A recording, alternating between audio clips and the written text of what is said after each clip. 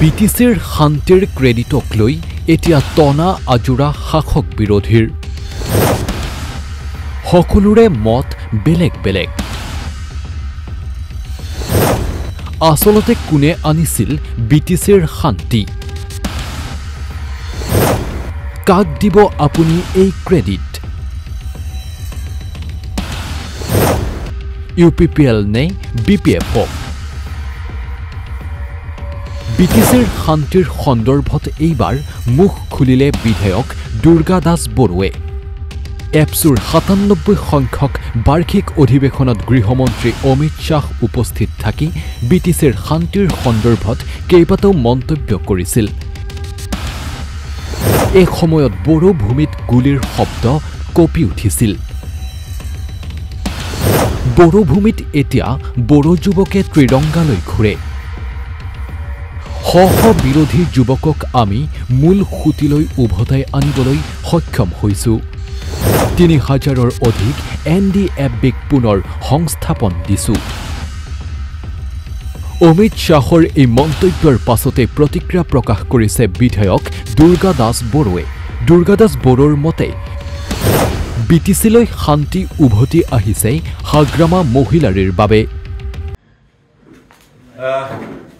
আমি দেখিছো যোৱাকালি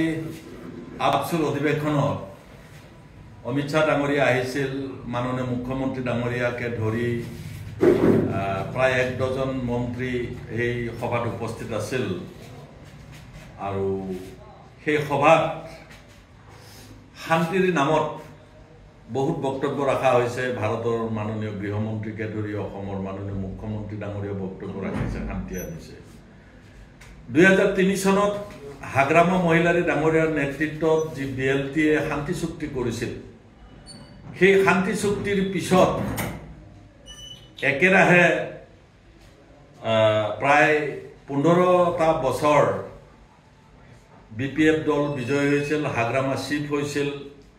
আৰু সেই সময়ত সমগ্ৰ বিটিচি অঞ্চলৰ যে শান্তি সেই শান্তিৰ শুভাৰম্ভণি হৈছিল আৰু সেই সময়ত যিকেইটা উগ্ৰপন্থী গ্ৰুপ কেইবাটাও গ্ৰুপ আছিল বিশেষকৈ এনডিএফবিৰ যিকেইটা গ্ৰুপ খুব কম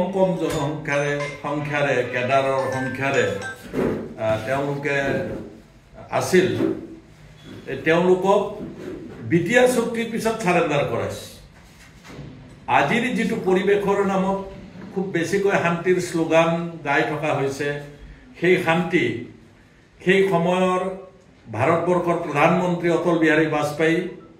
আৰু অসমৰ মুখ্যমন্ত্ৰী তৰুণ গগৈ ডাঙৰীয়া সেই সময়ত মুখ্যমন্ত্ৰী আছিল আৰু সেই সময়তে সেই চুক্তিখন হৈছে আৰু সেই চুক্তিৰ ফলত বিটিচিৰ বৰ্তমানৰ প্ৰায় অধিক সংখ্যক অঞ্চলত এটা শান্তিৰ বাতাবৰণ সৃষ্টি হৈছে হয় বিটিআৰ চুক্তিৰ পিছতো কিছু সংখ্যক কেডাৰে বিশেষকৈ এনডিএফবিৰ কেডাৰে বিভিন্ন নামেৰে যিকেইটা কেডাৰ আছিল তেওঁলোকে চাৰেণ্ডাৰ কৰিছে আৰু বিটিচি চুক্তিৰ পিছতো যিখিনি বাদ পৰি গৈছিল তেওঁলোকে চাৰেণ্ডাৰ কৰাৰ ফলতো বিটিচি অঞ্চলত আমি যিটো শান্তি আনিছিলোঁ বিপিএফৰ বৰ্তমানৰ নেতা হাগ্ৰামা মহিলাৰে বিটিচি চুক্তিৰ সময়ত তেওঁ বিএলটিৰ চিফ হিচাপে যিটো শান্তি আনিছিল তাৰ এটা ষ্টেপ বিটিআৰ চুক্তিও আগুৱাই লৈ গৈছে আমি অস্বীকাৰ নকৰোঁ কিন্তু তাৰ মানে এইটো নহয় যে একেটা ৰাতিৰ ভিতৰত বিটিচিত আজিৰ অৱস্থাটো আহিছে বিটিচি ২০০৩ চনৰ পিছত যিকেইটা নিৰ্বাচন হৈছে সেই নিৰ্বাচনকেইটা শান্তিপূৰ্ণ নিৰ্বাচন হৈছে গণতান্ত্ৰিক প্ৰক্ৰিয়াৰ নিৰ্বাচন হৈছে আৰু তাত সকলো ৰাজনৈতিক দলে অংশগ্ৰহণ কৰিছে বিটিচিত বসবাস কৰা হিন্দু মুছলিম শিখ জৈন খ্ৰীষ্টান জাতি ধৰ্ম বৰ্ণ নিৰ্বিশেষে অংশগ্ৰহণ কৰিছে আৰু আজিও সেই একেই ধৰণে হৈ যোৱা যিখন বিজেপি আৰু ইউপিপিএলৰ চৰকাৰ আছে তেওঁলোকেই হাগ্ৰামাৰ শান্তিপূৰ্ণ পৰিস্থিতিৰ মাজত হোৱা নিৰ্বাচনতে বিজয়ী হোৱা চৰকাৰ এইখন গতিকে আমি বিপিএফে দাবী কৰিব খুজিছোঁ আমাৰ শান্তিৰ পৰিৱেশ বিৰাজ কৰোৱাৰ কাৰণে